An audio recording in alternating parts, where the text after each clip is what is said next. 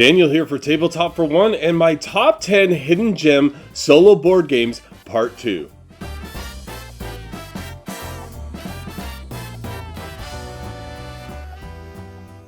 And I thank you for joining me today as I discuss an additional 10 hidden gem solo games that I have in my collection. And like in the last video, I talk about these games as hidden gems because I don't see them mentioned that often on the social media feeds that I frequent. I apologize if my voice is a little hoarse. I've been sick all week and I'm just now recovering from that.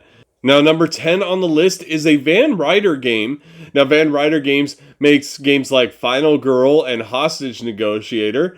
And while they dealt with such serious crimes as kidnapping and mass murder, they had some more petty crimes going on before, and that's in The Big Score.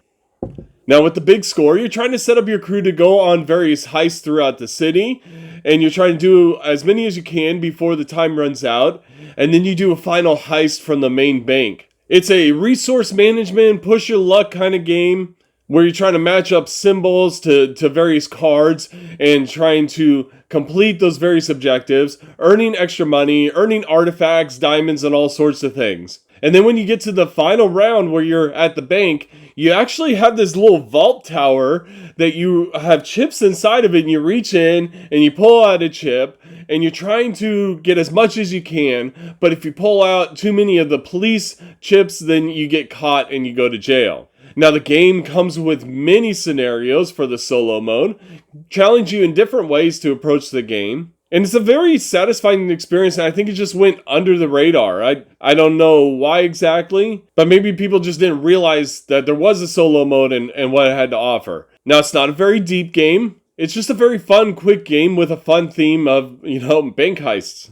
And so for number 9, I'm a huge fan of Alexander Pfister. When I saw this game at a store for like $15, I was like, hey, no problem, I'll pick it right up. Well, Monster Expedition provides you an interesting experience for an Alexander Pfister game. It's a bunch of dice rolling and creature card collection that you're trying to accomplish as you work through, I think it's a 10 scenario expedition mode. Now, Alexander Pfister is known for his solo scenario campaign modes, and this one's no different. It's a small box game, takes up a small amount of space on your table. It's very quick. There is a lot of luck to it because there's a lot of dice rolling, but you can manipulate that as you will. You have different abilities you can use. You can upgrade your camps to make your rolls more powerful and other things. It's a fantastic game for $15-20, however much you get it for.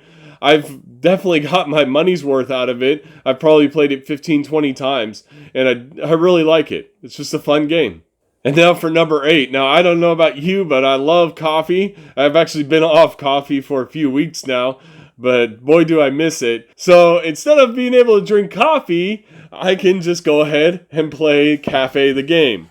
Now in Cafe, it's kind of like an engine building pick up and deliver game where you're trying to produce coffee beans, grind them, make coffee, and send it to the various coffee shops and earn big points. You're trying to beat your high score here, and it actually has different thresholds for winning. And I don't think I've won yet. It's a very challenging game because it's like a spatial puzzle. Each card has 6 different squares on it, and you place a new card covering up some of the spots on the previous cards, and you're trying to make this engine that works for you. And it's fantastic. It plays like 10-15 minutes. It's super challenging though, super thinky.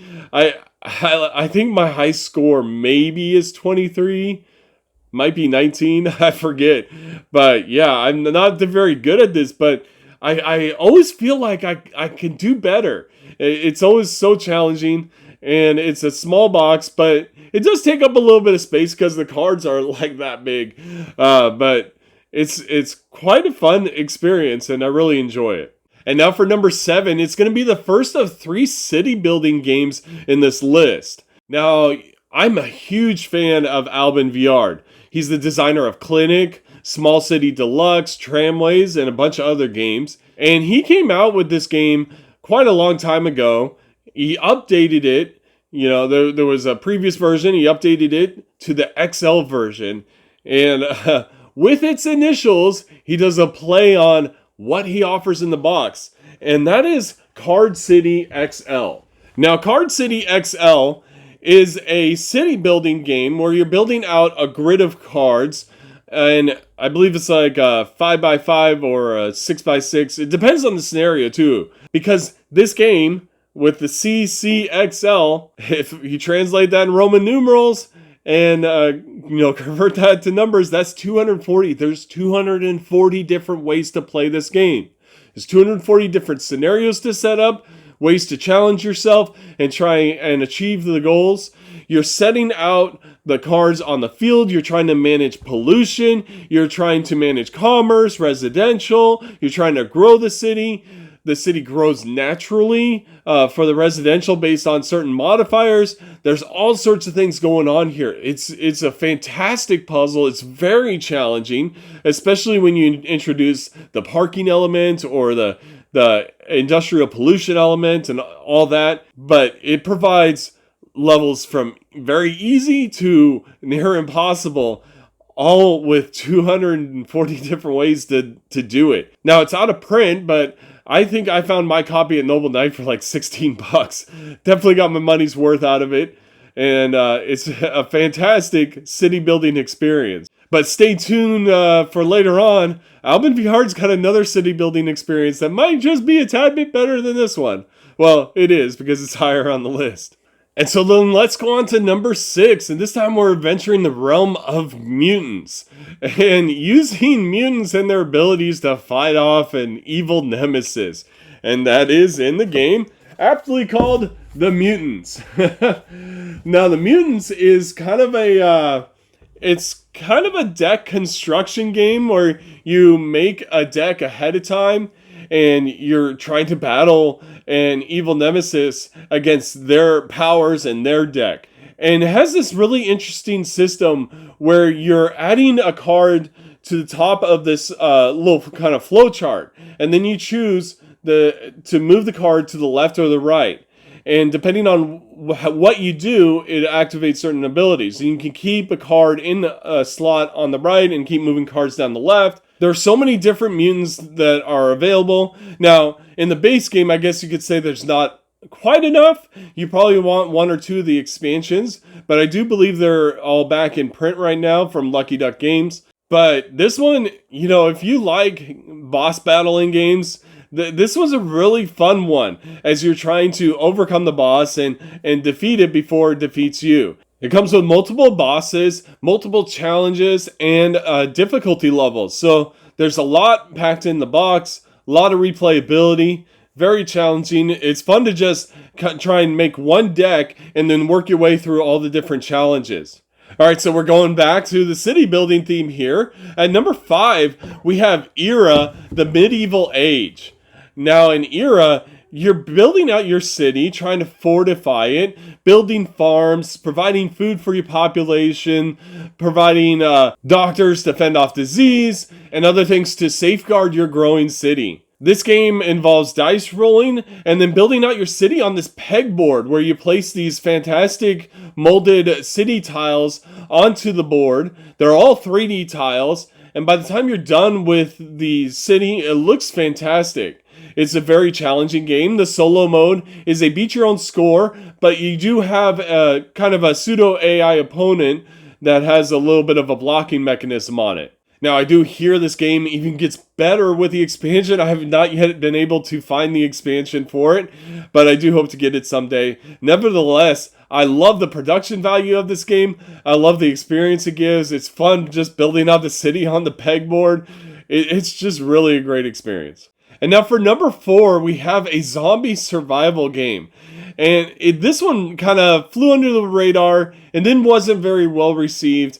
I want to say it probably is like a 6.5 on BGG, which is okay. Personally, I'd rate that higher. But I think part of it was like, it's one of the most unattractive looking covers ever, and that's Raxxon. I mean, I don't even think you can even see the title on here. It's kind of got a shiny title here. It looks like it says XX on there. It's not a good title. Now in Raxxon, you're challenged with looking through this vast crowd of people, trying to find people who are healthy and not infected by this zombie virus. And so the way it plays out is the cards are upside down, and you're able to use abilities on your character that let you reveal a card. And when you reveal a card, multiple things could happen. If it's a healthy person, then nothing happens. But if it's an infected person, depending on the type of infection, it could cause something to happen, especially if you reveal multiple ones. And you're able to also kill off cards on the table, but if you kill off healthy people, then it causes the infection rate to grow. And there's other things that are going on as well as an event deck that happens, and you have these events that happen, and certain events are tied to your characters. So your characters have their own little story going on that can affect later on. And the choices you make on the cards can affect the outcome of the game later, causing the virus to grow or to shrink or other things to happen. The really interesting thing about this game is that it has kind of an action programming. See, once you choose an action on your character, then every turn it's going to perform that action without fail. And so you have to choose carefully which actions you want to use at what times, because it could cause a cascading effect. So if you use a reveal action, next turn you automatically reveal, and then you gotta choose another action, and that could cause more reveals or whatever. It's very challenging. All the characters play differently. Now, the one problem I have with this game is that there's one character that I can't beat the game with. Period. I forget which character it is, but you just can't beat the game with that character. It's meant for a multiplayer. So I just keep her out of the pool of characters you can use. Now, it's a very challenging game. Even on the base difficulty level, it's very challenging as you're trying to rescue all the healthy people in the deck and not have too many zombies out and the infection rate go too high. If you're able to do that, then you win the game. And now I think I have like a 30% win rate, but I love the game every time I play it. It's such a fantastic experience.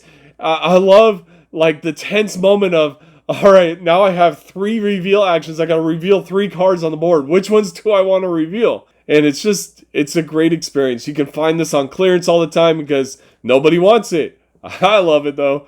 But yeah, definitely check it out. I do want to provide a solo playthrough of that soon. Hopefully I can do that when I get back up on my feet. With the sickness, I'm behind on everything. So I'm going to try and get back on track here. Now, for number 3, I just want to say I don't normally like showing games that are out of print. It makes it hard for you guys to seek them out if you want to buy them. Oftentimes, that means they might be more expensive. Now, a lot of these are out of print, but they're inexpensive because people just don't like them as much as other games. I would imagine this one's probably a little bit more on the expensive side, so I apologize ahead of time. As always, don't buy a game just because I recommend it. But I don't know about you. I love Vikings. I love the lore and the myth and the gods and all that stuff. It's fantastic story. I love the art that often is inspired by it. And so we're going to go with Valhalla as my number 3 pick.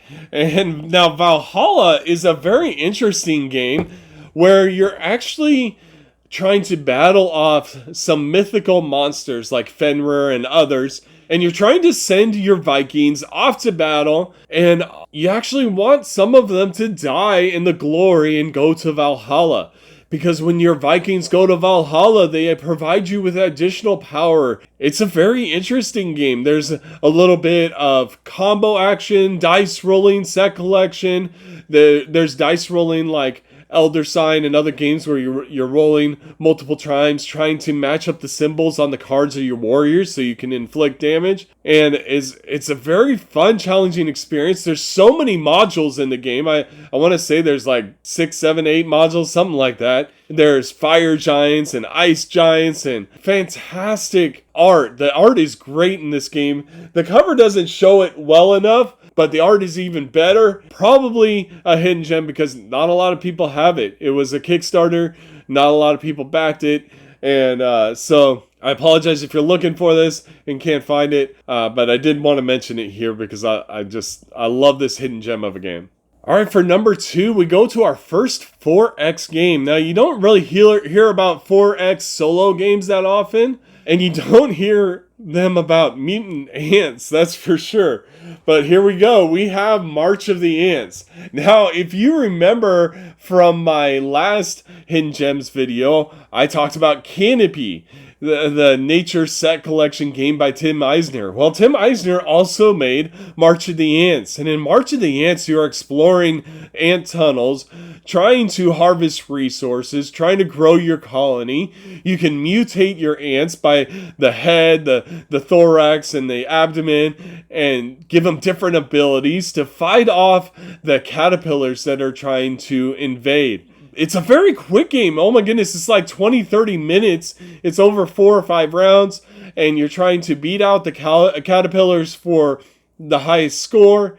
And it's challenging as they build up their momentum, and as you're trying to feed your ants and grow your larvae and all this stuff. It's a really interesting, unique experience. It's one of the most unique games in my collection. But yeah, it's a fantastic experience. I own everything for it. I have all the expansions, and but the base game is great as a solo game. If you're looking for a 4X game with a unique theme that plays well solo, and it plays excellent multiplayer as well, if you have that opportunity, then look at March of the Ants. Alright, so here we are for number 1. And I had told you that there were 3 city building games, and we had Card City XL, and we had Era, and now we go on to Albin VR, and one of my favorite games from his designs, and that is Town Center. Now, this is the 4th edition. Now, Town Center 4th edition, oh my goodness, this game. Alright, you remember as a child when you stacked up blocks or Legos and built like a little city and towers and all this stuff? That's what this game does. But the really interesting thing is it takes mechanics from Card City, where the residential areas build out on their own depending on certain circumstances. It works with Town Center, except it works in a 3D way. And so various of the buildings that you're building are adjacent, either vertically or horizontally, depending on their level and placement of the different cubes on the board. It's a very challenging game too, as you're trying to manage your income, because you have your commercial areas that you're trying to grow. It is a beat your own score solo mode, but it only plays in about 20 minutes, and it's so challenging. I can't tell you. The spatial aspect of this game challenges me so much, as you're trying to manipulate the cubes in a way to cause your city to grow in such a grand fashion. And you're also trying to manage the parking structures and the elevators so you can grow your city higher and all these things. And there's multiple city layouts to give you a different challenge each game. Yeah, it's a great experience. This is also one of those games that you can find, and you know, it's out of print, but you can find it cheap because not a lot of people value this game. And so you can find it for like $20, $25 maybe. But yeah, this is one of my favorite city building games of all time. So yeah, I highly recommend checking it out. I'll have to do a playthrough on it sometime. I don't know how I'll be able to do that and capture the 3D effects on the camera. Maybe I'll just have to move the camera around a lot. We'll have to see sometime about that. Alright, so there you have it. This is part 2 of my top 10 Hidden Gems solo board games. You have to let me know in the comments below what you think of these games. Also, ask me any questions you'd like. Please also like and subscribe to this channel. And if you want to support me through Patreon, I'll have a link in the description. And I thank all my supporters thus far. So I thank you very much for joining me on Tabletop for One, and have a great night.